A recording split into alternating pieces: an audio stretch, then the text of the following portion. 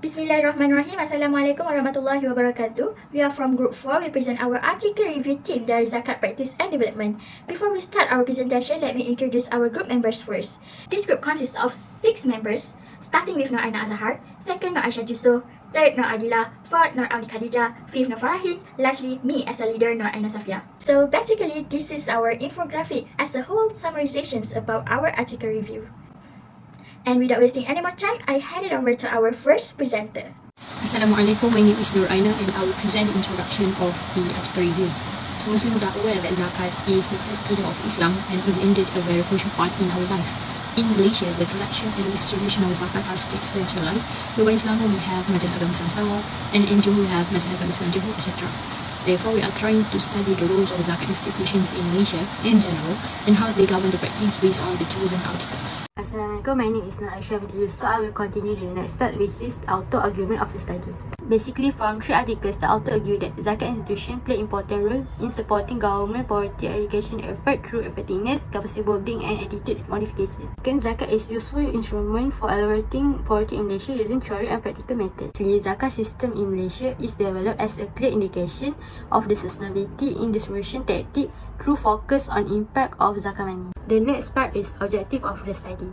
Objective of the study is important as it provides the basis of the research.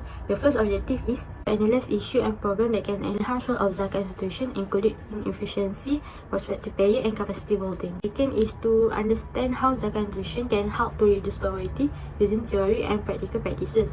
Lastly is to understand and explain the how zakat system in Malaysia operate in terms of management, distribution, and calculation method of zakat. Assalamualaikum, my name is Adila binti Muhammad Nohi. I will continue with the approach considered by the author in analyzing their study. Basically, the approach is similar to the research method. The research approach is a strategy and technique that includes everything from general assumption to specific data, collecting analysis, and interpretation procedures.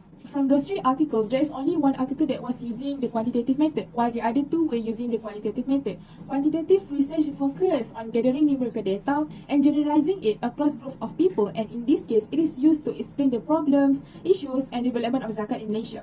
While with the qualitative method, the author analysed annual reports and interviews with the higher management and religious council. For example, they include graphs and tables to illustrate clearly what they were explaining and also to make the comparison between the numbers and the pattern of growth and development of zakat in Malaysia.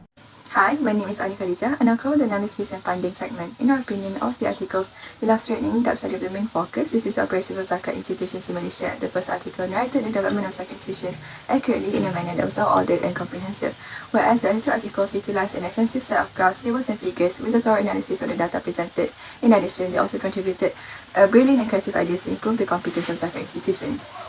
While their weak points would be the lack of informity of length in elaboration, some aspects of the articles were explained meticulously, while in other places, descriptions were minimal.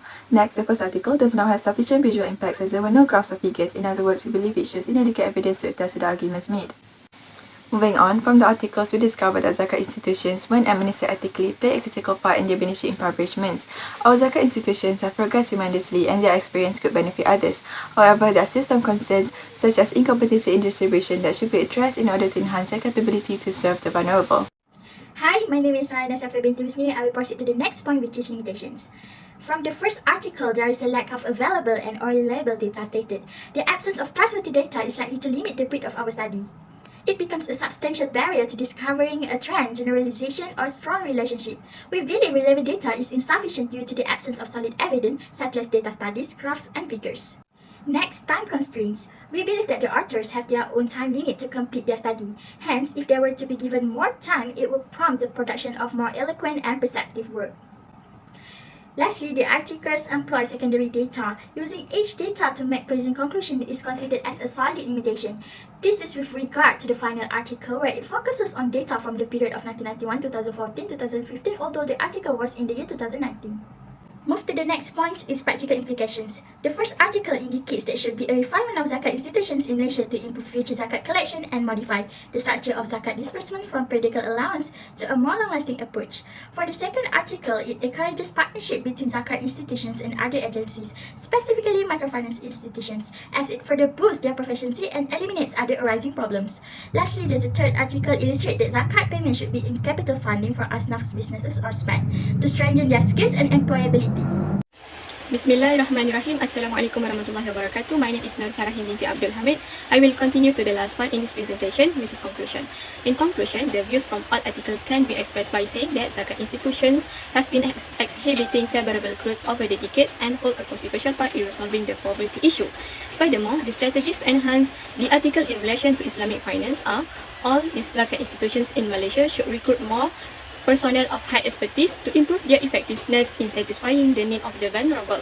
And also, zakat institutions could be more visionary in inspiring Muslim community to contribute their share of wealth to the rightful recipient by launching an all-inclusive zakat app that connects every zakat collection centers in a nation as a whole to make this divine injunction more convenient to execute. I think that's all from us. Thank you.